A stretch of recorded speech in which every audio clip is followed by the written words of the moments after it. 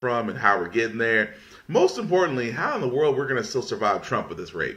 But anyway, I'm your host, Will Buchanan. Nice to meet you. I know it's a different date. I know usually you have the Frack We Do. We got there on Wednesdays. Let me try it again. I know that we usually do How the Frack We Got Here on Wednesdays, but today we decided to go ahead and change it to Saturdays. Basically, it allows us to get more of the weekend and then other stories that come about instead of doing it Wednesday. But we're going to see Saturday, just see how it goes for a little while. Anywho, before we do get started, I do always have to say that this is an adult podcast of an adult nature, so viewer discretion is definitely advised when it comes to that. I'll give you 3 seconds to make the necessary adjustment. All right, it's been 3 seconds. Okay, so for all those who are still around, welcome. So let's just go ahead and get into it. So let's go ahead and get into, well, what seems to be the biggest story of the week. Pretty much starts like this. At night, here on the East Coast, our breaking news, the federal government now officially partially shut down. Congress was unable to reach an agreement with President Trump to temporarily fund the government, the president insisting that any deal would have to include $5 billion for a border wall. Here's what he said in the Oval Office last week. Okay, you want to put that You away. said it. I'll take it. Okay, good. You know what I'll say? Yes. If we don't get what we want, one way or the other, whether it's through you, through a military, through anything you want to call, I will shut down the government. Okay, Absolutely. fair enough. And We I am disagree. proud, and I'll We tell you what, disagree. I am proud to shut down the government for border security, Chuck. I will take the mantle. I will be the one to shut it down. I'm not going to blame you for it. He got his wish. The government, as of this moment, now partially shut down days before Christmas. Both the House and the Senate adjourned late Friday night, but will return on Saturday. How long are we expecting this one to go on? I don't think anybody has the answer to that question. It's funny, Don, I was talking to a Republican official who's been a veteran of all of these over the course of not just this year, but the last couple of years, and he made what I thought was a rather salient point. Both parties have managed to bumble their way into shutdowns over the course of the last couple of years, but the reality is there's no elegant way out. There's no way that every party involved can claim a win, and the reality of the matter is somebody is essentially going to be bludgeoned and have to cry mercy. I think the big question right now going into this, and as we now are in a partial shutdown at this moment, is anybody willing to cry mercy? Most notably, is the president willing to blink? So basically, guys, yeah, we have actually reached government shutdown, which basically, for a lot of people, may actually misunderstand some parts of that. Now, when it comes to government shutdowns, previously, it used to be that all government services would be suspended.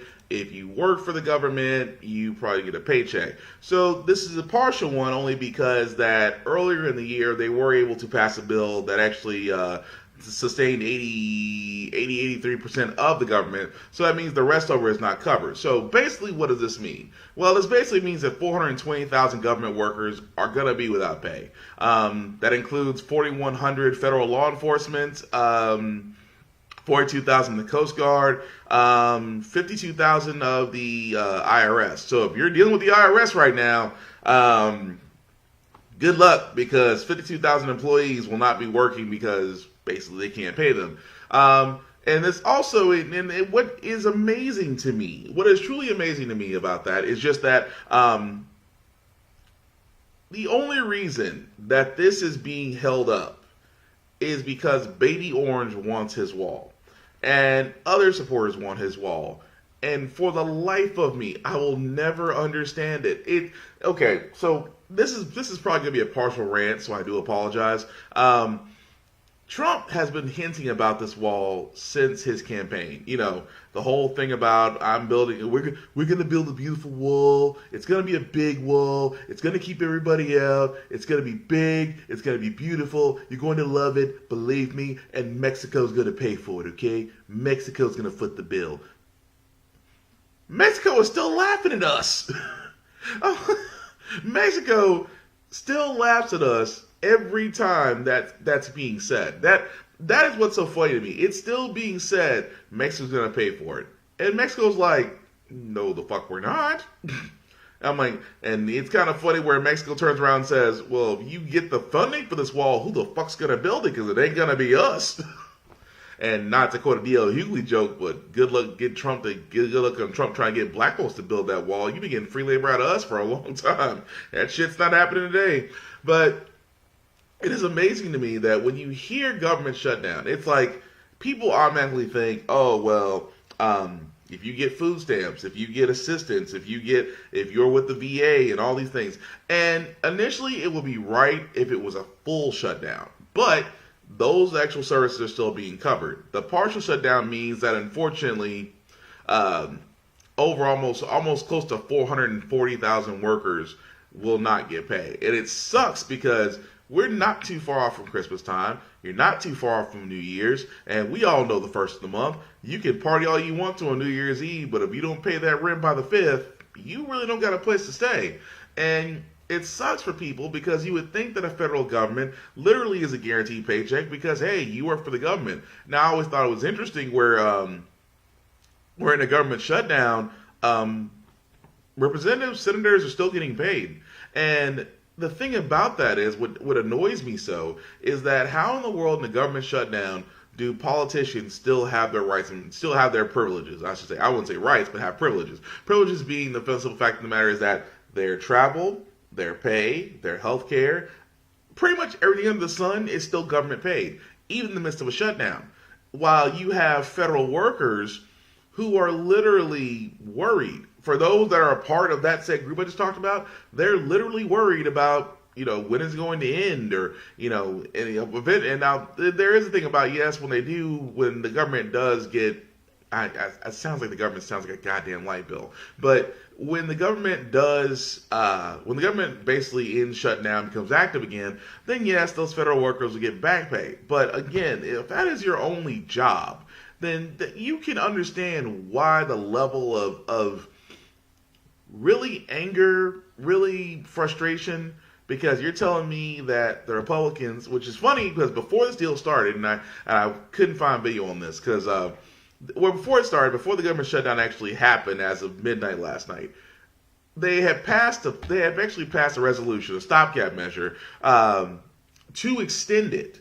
For which another thing which I'm going to talk about very soon. They're going to extend it to where the government is working for the next until March. So the House had approved it. The Senate had approved it. It gets to Trump's desk, and Trump goes, "Yeah, but where's the wall? Where's my $5 billion? Where's my $5 billion for the wall? I can't build a wall on hopes and dreams. I need $5 billion." And that's his only talking point. Is the thing about it is, because if you know that, like, for all those that watch our previous podcast, when I showed the video of him, Pelosi, and Schumer, did it not seem that all Trump could talk about was the wall? It's almost as if the wall is basically, honestly, it's all he cares. It's all he cares about. So if you think about it, it's like everybody's saying the same thing. We need to do A, B, and C. Here's Trump. We need to build the wall. We need to build it. There's no way around it. Because we need to worry about our border security. And here's the funny thing. Why is it always the guys who come from immigrants, marry immigrant wives, always are the same ones that cry about border security? Think about this. And I tell people all the time, a wall is ineffective. It is proven to be ineffective. It was ineffective in Berlin. It was ineffective in China. It was ineffective in India. It was ineffective in Indonesia. It was ineffective in Australia. I mean, go down the list. Every other country out there that has had a wall has eventually either torn it down or found it ineffective. So how in the fuck we're going to have a wall that's going to span about 2,600 miles and basically be this deterrent for immigrants? Oh, excuse me, guys, I almost burped. Hey, everybody. Hey, Trace. Hey, Dacry. Hey, Shane. Hey, Thomas. What's all y'all doing? Thank you guys for watching. But the wall's ineffective. It really is. So how in the world can someone sit there and be so gung-ho about it? It's only because from the business side of things, which doesn't help us, it helps Trump. So, some people can sit there and say he's getting money on the side. He knows the contractors themselves. And people are still under this impression that the wall is built. Okay, so let me clear this out before we move on to the next one. The wall's not built. The wall, there's not a, there's. I've challenged multiple people, especially you Trump supporters that like to talk to me at 2 a.m. and 3 a.m. in the morning. Again, you show me publication to where part of the wall is being built, not the fencing that's being replaced, the actual wall itself. And I've had people try to give to even Fox News, the ones that try to make Trump look good in any light. Fox News is like that wife that's trying to turn around and make the husband look good, even though the husband ain't shit. That's what Fox News is. And they themselves have sat there and said the same thing. There's no record of a wall being built. So why in the world will we sit there and tell them this bullshit? So again, and I know I have a story about the wall later, but for this little mini rant, walls are ineffective because immigrants are not just coming across the border, they're flying in over airplanes. The moment airplanes were invented, walls became ineffective. I'm just saying, that's exactly the way it is. But the other thing I did want to point out, though, was that, Don Lemon actually, and I say woke Don Lemon because I do respect the man, but he does turn around. Oh, hang on a second before I get this. What do you say, Trace? Every now and then I wonder if the wall was put up to immigrants or keep our asses in. You know what? You have a point. Because at this point, it's almost like, you're keeping the walls up because last time I checked, everybody that was a suspected killer, rapist, and murderer was a radical Caucasian male who was a Trump supporter. And that's the truth. You look back at every other tragedy that's happened in the U.S. in the last 6-7 months, it's always been a radicalized Caucasian male. Again, not talking about all you Caucasian people out there because we know all y'all ain't crazy, but there's a percentage of y'all that's taking it and run with it. That's all I'm saying. But Trace, you do got a point though. It does make you wonder about the walls. For are we keeping them out? Are we keeping them in? Because at this point, even Canada right now is enjoying that legal weed and thinking maybe we need to put up a wall up from y'all sons of bitches. But also this one question that I do like what Don Lemon said. They said that this panel that I thought was pretty interesting. Until let's just say January 3rd when the new Congress come back, doesn't he have less bargaining power? Absolutely. That's why he's using it now, standing firm on this, and so he will go back say, you'll give us 1.6, I want $5 billion, and let's meet in the middle. In my view, I wish we would have done that this week. I'm just trying to figure out the incentive for the Democrats to do anything when he's already shut the government down. He's already said, I own the shutdown. The government will be shut down for at least, I'm just saying, if you're a Democrat and you're negotiating, a week and a half, which is bearable, and then you come back and then you have more power. Why is there any incentive for a Democrat to move on this and agree to anything? Anybody, tell me. Well, let me just say this. Honestly, is there? Hold on, I don't want to move on. What's the incentive, Scott? No, there's none. That's the thing here. There's no end game. Okay. All they have to do is bear it for a week, and it is bearable. I'm sure they'll have some people screaming, but it's bearable, and so they need to get to January 3rd, and I'm sure they will, unless they decide to work something out over the weekend here. But if I were Chuck Schumer, I would just turn my phone off and go sit by the pool somewhere and wait till January 3rd. That's what I do. Okay, that's all I'm asking, Scott. Thank you for your honesty. So again, guys, it's one of those things where I just sit there and again, that's the reason why I wanted to play that video, was basically he asked an honest question. It's like, what other incentive do they have right now to do anything about the shutdown when the new Congress goes into effect next year, which is honestly a week from now. So from the looks of things, it's almost like the ball's really on the Republican and Trump side of things versus the Democrats, who basically are just like, we'll wait. We'll come. I mean, we already have the House. We already have the House come January. You guys have a small majority of the Senate, and Trump's on the crock pot. So unless he decides to do something, all we have to do is sit there and wait. So with that being said, that's one thing is where I sit there and again, this shows you how much of a failed president he is. Now he's trying to get this money for this wall. He he won't accept any bill that comes across his table, because right now they're still debating the shutdown, although the majority of Congress actually left. So I never thought of a job where, you weren't doing your job and you still got paid for it, and then you were able to take a vacation and come back later. I always thought that was impressive as shit, but only politicians can do that. But again, it's that side of where I just sit there and go, it is amazing how it can be argued this much, and the only people that are actually being hung out to dry are the actual workers themselves. Politicians are still getting paid, but those 440,000 federal workers are the ones in limbo. Those are the ones that just, you can't do anything but just feel for them, because the ones that actually can make the decision and end this are the ones that are behaving like children. And oh, hi, Daiquiri. What'd you say? Exactly. He's on camera saying that'll own it. There is no incentive for the Dems to give anything. You're right.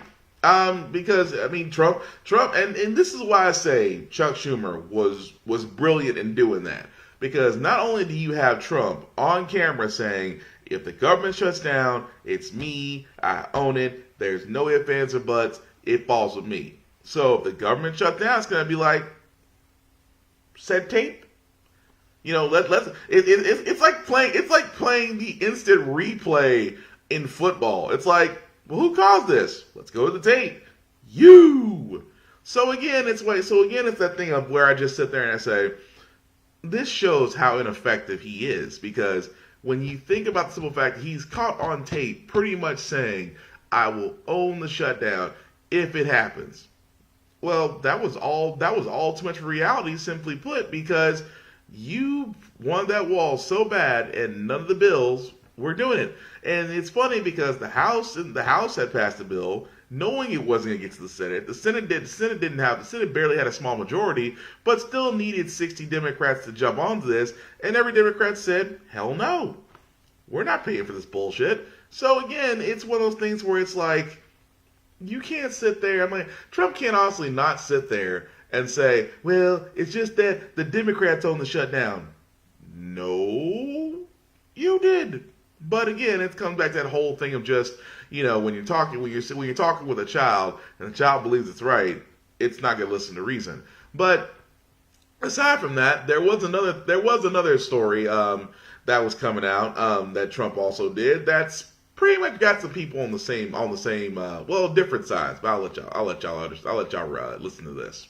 Now for you in our world lead, in the wake of the president's announcement to withdraw U.S. troops from Syria, multiple sources tell me that the Trump administration officials are now bracing for President Trump to soon announce with the withdrawal of U.S. troops from Afghanistan. Those sources warn that the president has not yet made any final decision on the matter. Right now, there are roughly 14,000 American troops in Afghanistan. Joining me now to talk about this breaking news, as well as the news about Syria, is retired four-star General John R. Allen. He helped lead the fight against ISIS under President Obama as a special presidential envoy for the global coalition to counter ISIS. General, thanks so much for being here. What do you make of this? People throughout the Trump administration, especially in the military, prepared and frankly concerned that President Trump is going to make the same announcement about Afghanistan that he made about Syria? Well, it's going to be a real crisis for us, Jake. We've got coalition obligations there. The Afghan people have depended on us for some period of time to help them to be prepared ultimately to deal with the Taliban over a long period, to make peace, to create a credible system of government there, to get the economy on its feet again. Pulling out right now, just the announcement would create chaos within the strategy. So we need to be very, very careful about how we announce this. All right, so that has not yet been announced, and like I said, the president has not made a final decision. People are just bracing themselves for it. Now, pretty much, basically, what does that mean? So, earlier this week, they report that he does want to pull out from Syria, and now Afghanistan. Now, let me first say this: I am not a fan of war. I'm not a fan of war. I feel bad for guys who signed up that honestly, truly want to serve their country. Nothing is more honorable than wanting to serve your country, to put yourself above all and go that route. No problem with that. But honestly, we've been at war. We've honestly been at war for almost going on 3 decades now. This is actually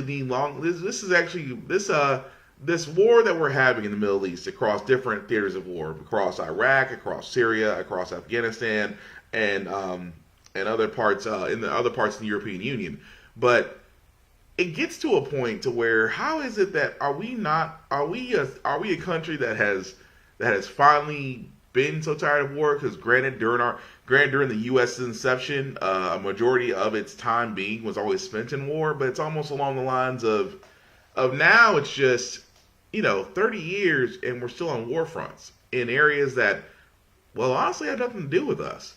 So I know a lot of people are like, okay, yeah, this is what we wanted because we wanted it under President Obama, that about the troop withdrawals, and things of that nature. Now Trump's just pretty much saying, I don't want to help Syria because technically his boyfriend Putin's about to invade Syria, but that's a whole other story. But he also tweeted earlier earlier this week that ISIS had been defeated. So that was his reason for withdrawing troops, which couldn't be more wrong. ISIS is not defeated. ISIS is losing ground in key areas of the Middle East, but they're certainly not destroyed.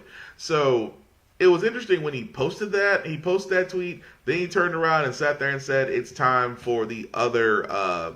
It's time for Turkey and it's time for Turkey, Syria, and Afghanistan to start fighting ISIS." Time out. You just sat there and said ISIS is defeated, and now they're not. So again, when you're dealing with a president who can only talk from his Twitter machine and barely from a podium, you expect this level of intelligence. But here's my thing about this: for me, do I want the wars to end? Yes. Do I want troops to be recalled back from home? Yes. They're worn out. This is basically turning into a never-ending Vietnam. Because even Vietnam had to end at some point. You weren't going to beat the president at the time realized he was not going to beat the Viet Cong. So again, it called for a withdrawal of troops from there. Now, do I think the same thing's going to happen in Iraq and Syria and Afghanistan?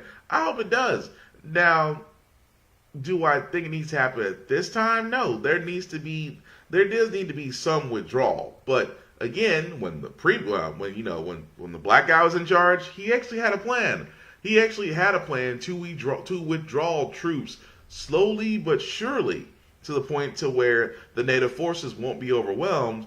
But at the same time, he did realize that this had to end sometime, because with people signing up for the army enlistments at an all-time low, when they have to use Pokemon Go as a way of recruiting people, that alone tells you that. And you guys can definitely let me know. But I'm tired of war. I'm tired of almost every engagement we seem to be with always seems to cost soldiers, lives, resources, things of that nature. And at the same time, there has to be an end somewhere, to me. But as long as the Pentagon, can act, because the funny thing about the Pentagon is they just tried to get audited a second time, and $21 trillion they cannot account for. Not billion, trillion, $21 trillion. And these sons of bitches just got more money because we have to defend ourselves. But yet you can't really educate. But anyway, that's a whole nother story. So aside from that, like I said, keep on going with that. So another story that came up, and this one is also going to be heartbreaking if you own a 401k, you're trying to get a house, things of that nature.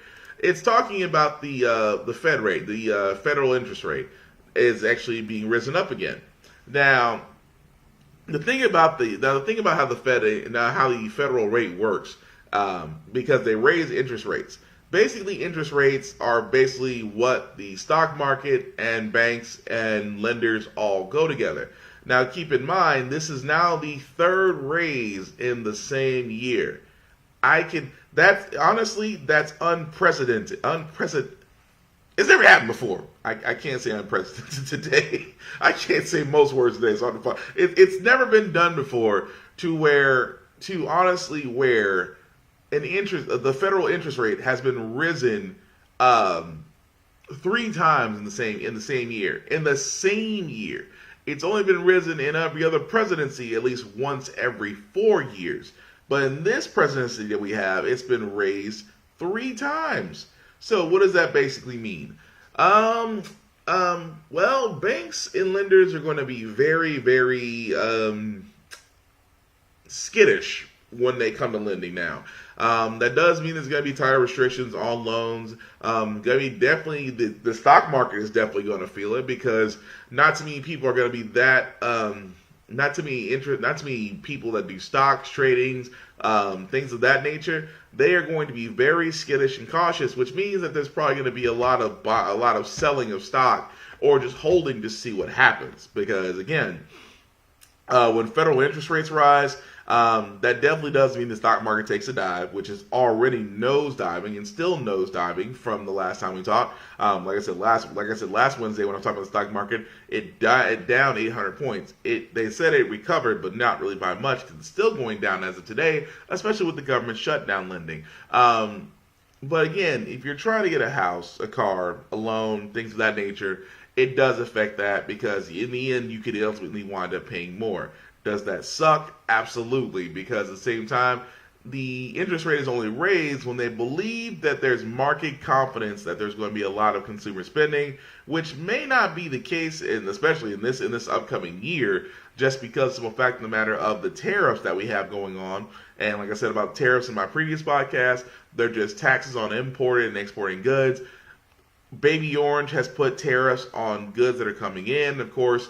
On going out. And then again, countries in retaliation have put tariffs on stuff that's going here. Because a lot of people don't understand, a lot of the things, components, and things we buy are actually more overseas than they are in the U.S. So, of course, if we're getting from overseas and those other countries are taxing us, then yes, you ultimately might wind up paying more, which sucks, but blame it be Orange. But another thing I did want to point out was that as we're kind of getting to to the other side of things, like I said, don't want to be all doom and gloom. So this thing I want to say has to be this next video I want to show honestly explains to me.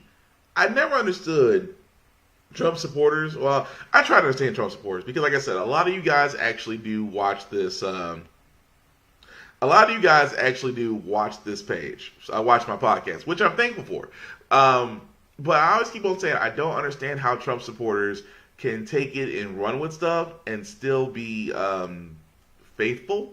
So, I'm sorry, Trace. I'm sorry, man. I missed what you said. What do you think about Nike siding with Kaepernick because Trump's taxing sweatshops? Here's the funny thing. Now I said before, Nike. I'm not gonna say took a stand with Kaepernick because again, Nike's a business. Let's be completely honest about that. Nike itself is a business. They saw Kaepernick and they said, you know what? If we use him as our spokesperson, he's a lightning rod already. So of course, if we put him in a commercial and at the same time, it's a risk because we're not sure how many people are going to go with this if we make Kaepernick our front man. But of course, Nike did, and then you saw the outcry. And I'm not saying that, everybody's going to start wearing Nikes now. I'm just going to say from Nike's standpoint, a business taking an ethical standpoint is unheard of. But Nike turning around and saying, we support Kaepernick, and then you see, which was entertainment for me, was watching every person out there when Kaepernick was being put on a spokesperson on Nike, was burning Nikes. And I laughed my head off at that. Like, Nike already got their money. What are you doing burning jerseys, shirts, shoes? Why? I mean, you already own it. Nike's already got your money, so why are you doing it? So, but again, when Trump is taxing the sweatshops, which Nike does have Chinese factories, here's the thing. Trump can't tax that. Now this is where the legal part gets in. Because Nike is a U.S. product, Trump cannot tax it because it's U.S. If it was being exported, like Nike being sold to any other country but the U.S., that's taxable. The fact that the sweatshops in China are basically bringing that over to the U.S. is where the opposing country, like China can sit there and say, "Oh, we're putting a tariff on that exported good," even though it's a U.S. based company. So, in a way, Trace, you're actually right. It is messed up because had Trump not put tariffs on exporting goods, China wouldn't put exporting goods on said product. So, the thing about it is, like with this trade, tariff wars never end well. Tariff wars always become short because when enough money is lost, that's when everybody's going to go, okay, we can't do this. And Trump believes that we're getting screwed by every other country, and we're not. So every other country is basically going back and taxing us. And that's the problem, because the only people that wind up actually getting hurt in the middle are the consumers of both continents. So with Trump taxing the sweatshops, it just honestly means that we're going to wind up paying more if we want Nike or if you want the Kaepernick jersey, which, again, that Kaepernick jersey sold out quick. But, again, like I said, when it comes to Nike and Kaepernick, I say it's a smart business decision because I've never seen Nike take a stand, because I certainly didn't see them stand up for Serena. Let me take that back because I need to research that. Because when Serena Williams came out there in that catsuit and she was being hounded by the I want to say the World Tennis Association, I don't remember Nike standing up for her. Now, keep in mind, like I said, I had to go back and make sure about that, but I can just remember at the time when she did come out with that catsuit, which basically was to help her avoid blood clots as far as in her legs and whatnot. But I can't remember offhand if Nike had supported her. I have to actually go back and see if they did. But again, I don't remember them immediately coming to her aid and saying, "Oh no, she's fine to wear that." But again, I'll have to, like I said, not 100% sure on that, but I'll have to go back and research that. But anyway, but thanks, Trace, for that question though. But anyway, going to this other part, like I said, remember when Trump said that, of course, as I said earlier in this podcast, you remember when Trump sat there and said, we're gonna get the wall built, Mexico's gonna pay for it, and that was bullshit? Well, one of his supporters basically did this. Come up with a way to pay for the controversial border wall, crowdsourcing on social media. Tony DeCopel reports donations are pouring in. If Congress won't fund the border wall, Iraq War veteran Brian Kolfage says he will, along with more than 100,000 supporters and counting. People put their money where their mouth is, and they're standing up, and that's why it exploded so fast. Since Sunday, his GoFundMe campaign has raised more than $8 million, with donations ranging from $5 to $50,000. We are going to build the wall 100%, and Mexico is going to pay for the wall. Don't worry about it. I don't mean this to be flip, but I thought Mexico was going to pay for the wall. I think we thought a lot of people were going to pay for the wall. I think we're all just kind of sick of waiting around, and we want action. We want to take action. Kolfage, who lost 3 limbs during his second deployment to Iraq in 2004, says he does support immigration if it's legal. We need the wall for our national security. We need to enforce the laws, and we need to uphold the laws. I don't mean this in a flip way either, but how would you feel if Hillary Clinton supporters ran a campaign to tear down whatever wall you raise money for? Well, this is America, and if that's what they want to do and they can pull it off, then that is their right to do it. Ain't that America? GoFundMe says this is the largest goal ever started on the site, and if it's not reached the $1 billion, will go back to all the people who donated, according to Kolfage. He has a pace of about $1 million a day, Jeff, but that pace has been picking up. If it's about $1 million a day, it'll be reached sometime in a second Trump term. What a story. All right, nice job, Tony. Thank you. So, what's interesting about that? Okay, I apologize. I'm gonna try to get through this part without laughing. I tried 5 other times before this podcast started. Okay. Woo. All right. You Trump supporter. I'm sorry. I'm sorry. Let me excuse me. Let me try again. Whew. You Trump supporters. Y'all are a funny bunch. Y'all really are.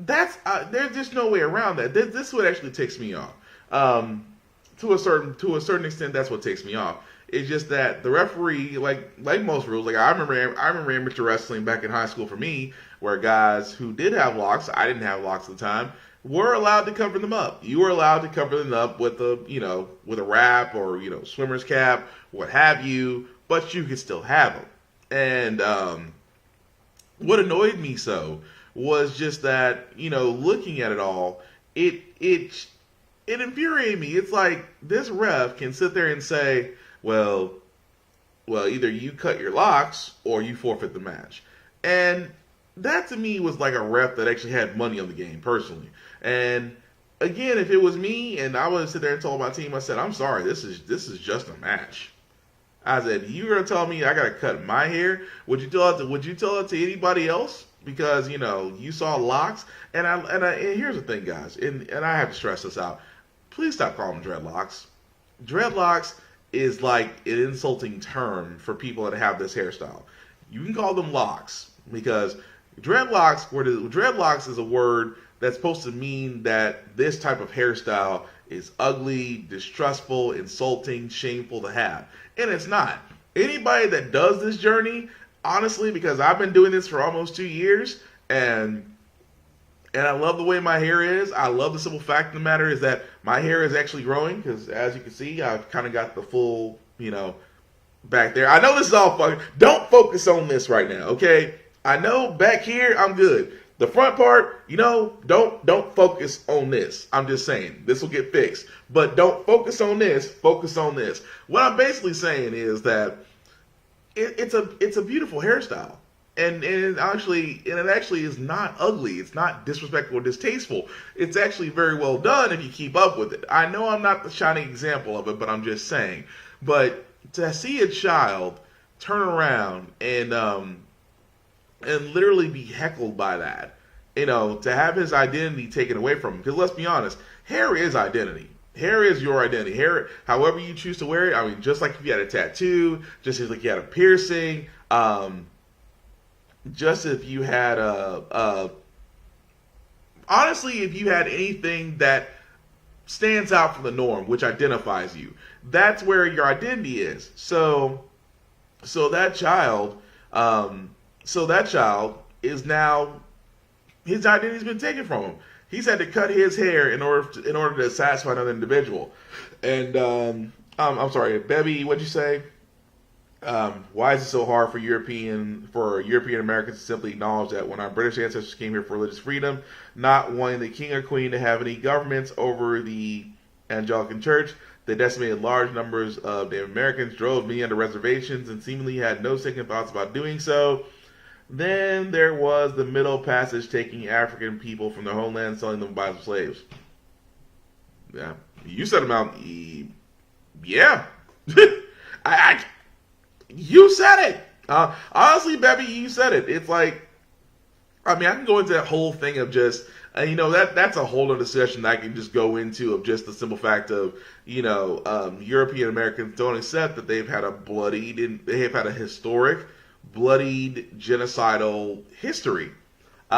Pretty much whoever they couldn't enslave, they killed, and whoever they killed, they whitewashed, and pretty much tell stories of invasions that they called immigration. But you're right. I mean, you covered all up until this person's time. I'll give you that. But again, it's like with that individual, and like it's just like me. I've always been sat there and told. Excuse me, guys. I've always been sat there and told that my hair is going to keep me from moving up in life. I'm like, if people look at my hair and don't give me a chance, then that is the same problem we have been fighting. Because why in the world is my hair the problem when it should be like, okay, personal, campfire time. I'll tell this story. So I work in IT. So I was actually applying for this very, very, I won't say the company's name, but this very, very well-known company. And I had gotten through the phone conversation. I had gotten through the written test. I was about to go in for the final interview. So I had to go downtown and go meet with their local person. Now, keep in mind, I made sure I had on a nice suit, I had on a tie. This was not all here right now, so I didn't have to worry about it. This was actually taken care of. I'm coming in smelling like, mahogany wood because, hey. But basically, I'm ready. I'm confident. I'm standing up. Chest is out. I'm ready to present myself to the best of my abilities because, like I said, I was thinking to myself, I'm gonna nail this. Saying affirmations. So I'm in there and I'm just ready to be called. There's another individual beside me, which I assume was the second guy that was actually going to be, I guess, going for the same job. Now, keep in mind what I just said. I'm in a nice suit, not just shirt and tie. I'm in a nice suit. Hair is done, smelling good. Breath smells like Scope on 20, and I'm just ready. The guy beside me, I cannot make this up to save my life. He comes in a plaid shirt, blue jeans, unshaven. I mean, the brother looked like he'd been in the woods for about a good 3 to 4 months. And the hair was, I mean, he didn't even comb his hair or nothing. And let me tell you, this dude had a musk. Not a smell, a musk. I don't mean to make fun of people with body odor issues, but brother, he came through with a musk. So, why am I telling this? So, my name gets called, I get go in the office. And of course, meeting goes well until it gets to one question. Because if I was meeting one person, I was actually meeting 4. So, one of the 4 looks at me and says, I noticed you have dreadlocks. If we told you that we don't allow dreadlocks or we would ask you to, cut them, would you? I looked at him and I'm like, no, because my locks aren't a problem because my locks will not prevent me from doing this job. So I find it very offensive that if I need to cut my locks to get this job, then maybe this job's not for me. Number 4 guy just does this. Oh. Well, thank you for your honesty. And I knew at that point, once that question got asked, I was like, I already knew at that point I was done. I knew it. So anyway, musky guy was coming in, I was going out. Long story short, he got the job. I didn't. Come to find out that a buddy of mine works that same area I was going to work at. And he came to me and said, dude, he's like, Will, man, I thought you had the job. I thought you were a shoo-in and all this stuff. I said, they didn't like my hair. He goes, what are you talking about? There's like 5 other people with your hairstyle there. Old boy just didn't like my answer, but he'll take somebody off the street. So again, what about that story and the reason why I tell it is just that when it comes down to my hair, I'm fucking not cutting it. I had to do it one time because a friend who shall not be named couldn't help me get out of a fan belt that my hair got stuck into. And it was either try at will to get myself out of a fan belt, because let's be honest, when you're working on a car and that fan belt grabs your hair, you're not thinking about how to get your hair out. You're thinking about just getting the fuck out. So again, I had to cut my hair. I wasn't happy about it, but it was either that or try to figure out what strand got caught on the alternator, and that just would have been a mess. So again, in that situation, you just have no choice. But I like my locks. I love my locks, and I know they need to get upkeep. I know they need to get upkeep. Please, if you're a beautician, if you're a stylist, I got enough cards. Trust me. I know when I go out and about that people come to me and they're like, ooh, your locks. Here's my card. No, I'm good. I have a person. I just have been very lazy about getting to them. But again, I love my locks. I have no problem with them. And I always encourage people, if you want to try locks, go ahead. It is a process. It's a process. It takes dedication. It will probably drive you nuts sometimes, but you definitely should do it. Now, not to get too far away from the subject here, I feel sorry for that young man is because now, not only are his locks been taken from him, but now it's to the point to where he has now been stigmatized. So where it's going to be like now, you instead of just showing him about acceptance, you showed him discrimination. And what always amazes me is that those who always show discrimination are always the same ones preaching acceptance. And I think to myself, that's some hypocritical bullshit. Which I feel sorry for that kid. I hope that referee does get fired. That referee does not need to be that referee honestly does not need to be in a position with children if that is his intention toward everybody with different hairstyles. Because he couldn't keep any hair on his head. But I'm sorry. What did you say, Bobby? I'm sorry, Bobby. I completely okay. Racism and white privilege are alive well, in spite of the fact that we purposely believed all men and women are created equal and that. Well, I mean, yeah, I get where you're coming from on that, and that itself is honestly is one of those things where I sit there and say it's just like it goes back into what you were talking about. It's just that whole thing about acceptance. So I definitely get that. But two other things we're gonna talk about before we wrap up this shindig. So does anybody remember Dana Loesch? NRA spokesperson that the NRA just loves to bring about just to sit there and try to make guns not bad. Well, she basically did this little story where she turned around in a Twitter conversation. She goes, someone had asked her, should kids have toys as far as BB guns and things of that nature? She turns around and says, well, they're toys. Let kids be kids. It's also a good opportunity to teach responsibility. Again, where she sat there and said, should kids have BB guns and Nerf guns and water guns? She sat there and said, they're toys. Let kids be kids. It's also a good opportunity to teach responsibility. Really? So, of course, Twitter did not let her forget, because Twitter sat there and, honestly, I said at it. I wonder why this didn't apply to Tamir Rice. And of course, Tamir Rice sounds familiar. Did you ever get around to speaking up for Tamir Rice? And again, Tamir Rice and Andy Lopez, both kids who actually had BB guns that were shot by police. So, this is pretty much ignorance on a grand scale. Honestly, that's the best way I can put this. This is honestly ignorance in its true form.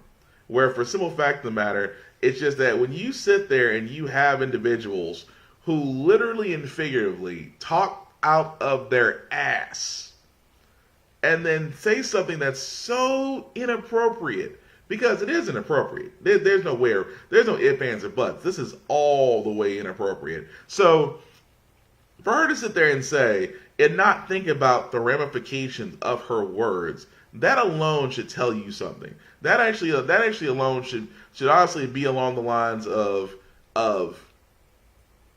basically, you shouldn't speak. And honestly, at that point, it's really a you shouldn't speak type of moment. Where it should be like, you know what? It used to be a time and a place where you could have a BB gun, or you could have a water gun, or you could have Nerf guns, and kids be kids. Not in this world anymore. Especially not if you're black. Because Tamir Rice got killed just because an overexcited police officer didn't really review the situation. In the same way that Sean Bell, the same way that the list, I can keep going on about the list, because it is a list, and their names should all be said. But the thing about what she did was honestly so stupid. But then again, it's the NRA. The NRA has had a history of always talking about about protecting gun rights and things of that nature. But they've also turned around and was like, well, when a black person is killed, how silent they are.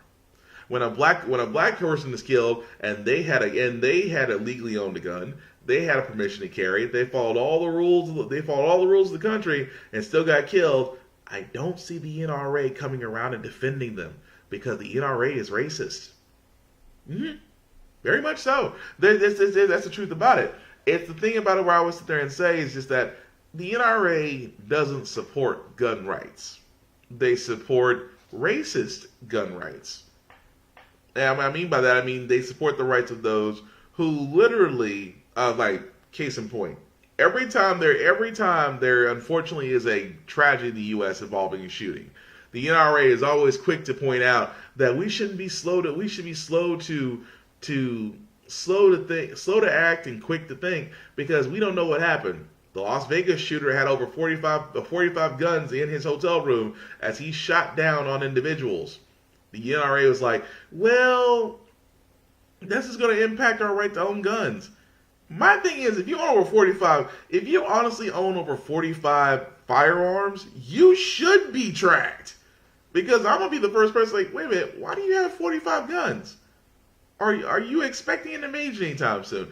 That would be just me. So again, with her, and I shouldn't be surprised about the NRA because the NRA is propaganda. I mean, they're a dying business anyway. Hopefully they'll be died out soon enough. But that little story bothered me just because you would think, when you're at a certain position, and I've always said this before, like I said with my podcast, I stand on what I say. So in the event that, somebody says that, but Will, you said this, and this, I'm going to be like, you're right. You're absolutely right. I did say that. And this is the reason why I said it. I'm not going to back down anything I say because I like to think that when I'm speaking from my point. And anything that I do say, because we all have freedom of speech, you should also be able to sit there and be ready to take the consequences of it. So again, anything that I do say, because all of this is recorded and on the internet, I will be able to sit there and go, you know what, you're right. And I'll stand on it. But with the NRA, they don't really stand on shit. Except the simple fact of the matter of gun-loving homosexuals. And honestly, these are the reasons why the NRA, if they were really caring, which they're not, she'll still move on in life because her life's not affected. It's fucked up because I think there should be some type of consequence for that. Now, maybe there is, maybe it's coming down the road, maybe karma hasn't got there yet. I don't know, but that's what I'm saying. It doesn't have to be that. But moving on from there, like I said, I know whenever we do this, as we wrap up how the Frack We Got Here, we do a lot of, as we're going over a lot of stories, we do like to go over things that, they make you think, they make you harp. You just can't, there's no way around that. So, with that being said, I always thought to myself, we need to end always on a positive note. I do believe in positive impact. I do believe in the fact of encouragement. I do believe in the fact of leaving you with a feel-good story. Because in this world of shit, fucked upness, and just as long as Trump is president, we need something to make us smile. And truth be told, like I try to do, like I said, we're 3 days off from Christmas, you pagan-loving people. But I always thought this was interesting because I have to give it to this man because he's still outdoing the president that we currently have. And this is what he did.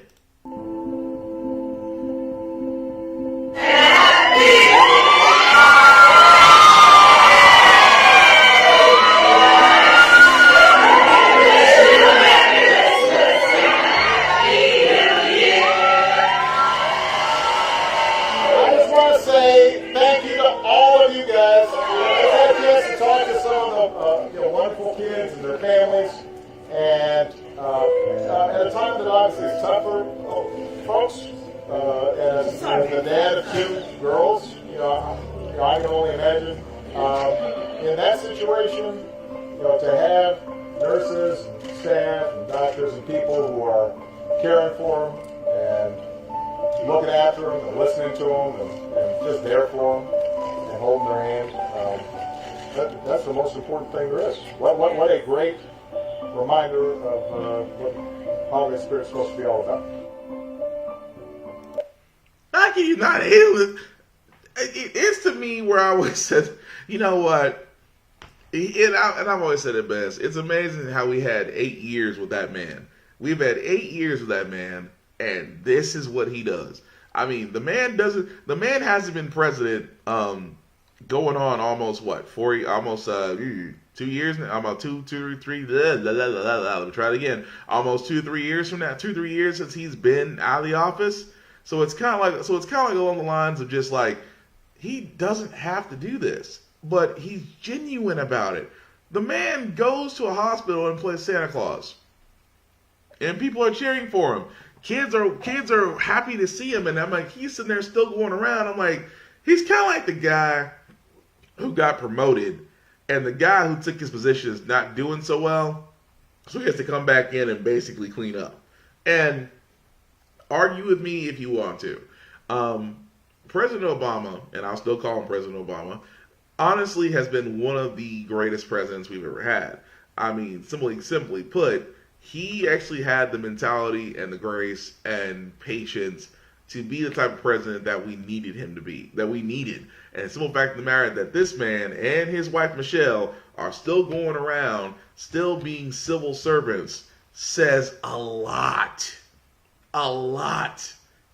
So again, it's again to me, it's where I always sat there and said it best. A man who literally went into office with the best intentions, left office, and is still going around being that person says so freaking much. And I would say, but I can never hate on President Obama. I mean, a man who, not to go into that story, but a man who literally had 8 years with Congress, who didn't want anything to do with them. He still got so many things accomplished outside of what we have now. But again, to me, that's a feel-good story. To me, that makes me feel like, okay, there's hope as long as you have individuals out there that do that. But again, we're going to leave that here as far as that goes. So I know, guys, as we're starting on Saturdays, the show will actually be starting at 10:30. So I know, like you guys like me, if you've had a long Friday night and you're waking up and you look over and that clock says 9:30 and you're like, yeah, I'm going back to sleep. I understand it. So moving forward, how the Frack We Got Here is going to start at 10:30, 11 o'clock. And like I said, still going to be here on Saturdays now. Also, my other show, Offense Podcast, will actually still be this Saturday as well, which will actually be a little bit later from 4 to 6 p.m. But I'm not the only guy. I'm not the only guy that actually has podcasts. I actually have several other friends as well. 2 of them are actually watching. Actually, all of them are watching this podcast today. Start off with my buddy Thomas. Yes, that Thomas. The Thomas that's usually beside me in this podcast, the Offense Podcast. He is actually going to be doing his podcast, To Be Determined. What is To Be Determined? To Be Determined is basically Thomas's take on the world of fitness. Because if any of y'all have seen Thomas, y'all know this man stays in the gym. Matter of fact, he's at the gym right now.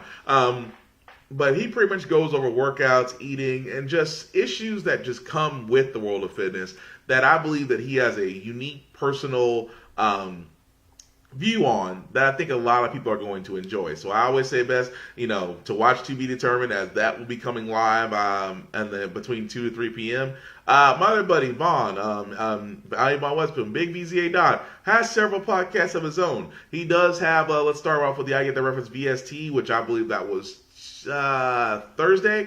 So VST is just a 30-minute podcast. We just goes over news and videos and things of that nature. Just basically taking what is on the pulse of pop culture, pop media, sci-fi, things of that nature, and just presenting it in a shortened format for those that always love to see it. Interactive show, just like mine. He also has Rhythmness, where you can reminisce over the rhythm, where he actually goes over selected albums, and like I said, has a 4-tier rating system. He just plays snippets of it just to get to get people's view of it. Again, interactive show. Wonder what the 4-tier system is? You have to watch Rhythmness. He also has Random as Fuck with Uncle VZ, which was earlier today, I think 9 a.m. or so. Early morning podcast where he finds very interesting videos and just questions. It took me a long time to get the old rapping granddad out of my head.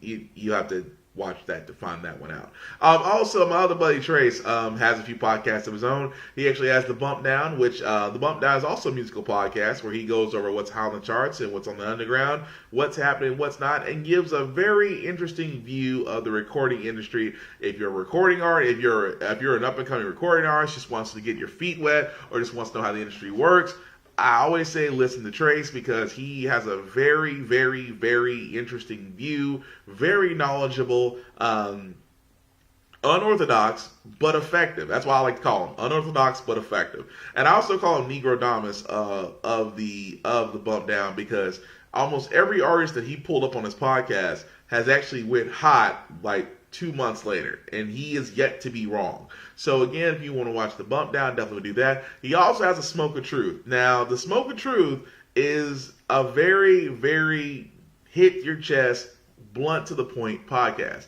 Now, he does give his point of view. His point of view is always it's always going to be that guy that's going to hit you, no nonsense, straight to the point, but I love the fact that he goes there. So again, definitely watch the Bump Down, definitely watch Smoke of Truth, along with the others of the podcast. Now, all of our podcasts can be found under the Facebook group. I Get That Reference. It is an open group, so it means that you can join it. The only request that we have is that you're participating, which means that you're liking, you're sharing, you're commenting, you're basically being social. I mean, you're on Facebook for a reason, aside from letting other companies read your data. But again, it's all we ask that you are participating, be social, and everybody's cool.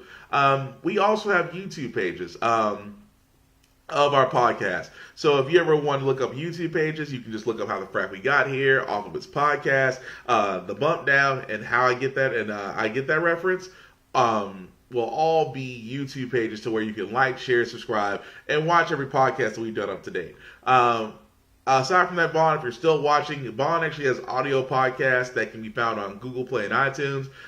Trace, help me out here, because I know you actually have links to your playlist on Spotify, I don't want to say Pandora, Spotify, Google Play. So guys, if you're still watching this, please post your links down at the bottom. That would actually be great as well, so that way we all can get that as well. And also, if you do want to follow us as far as news and views, as far as what we do as far as podcast, programming changes, look up my name, William Buchanan, on Facebook, Thomas Reed on Facebook.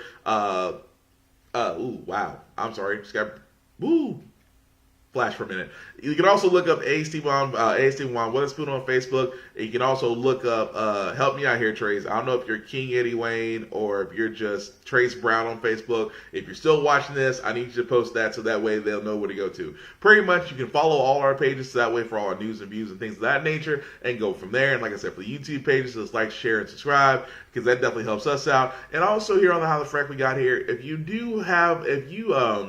find interesting news articles that you want me to talk about or just want me to look into, feel free to hit me up with that so that way I can go from there and be able to answer, go look in there and find research. Because on How the Frack We Got Here, I always say it best about staying informed. Staying informed means that you're going out there and you're actually finding out the truth. You're not taking everything at face value. Not everything on the news is always propaganda or narrative, but it does give you the drive to go out there and make sure that whatever you're looking into is actually the truth. And you want to be able to sit there and say it's the truth, because when you tell somebody else, you want to show them what they found, what you found, and then go from there as far as inciting them to do the same.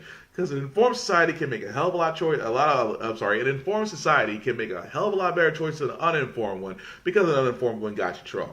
So we're hoping in this case, for lack of better words, stay informed. Anyway, guys, thanks for watching How the Frack We Got Here. Hope you guys have a lovely weekend. Of course, happy holidays, Merry Christmas, Merry Festivus, Happy Kwanzaa, Happy Hanukkah, and any other religions that celebrate. Aside from that, guys, if you're not celebrating, enjoy the days off. If you're not working, if you are working, well, hope and sure you get a bonus. Aside from that, guys, I'm out. Peace.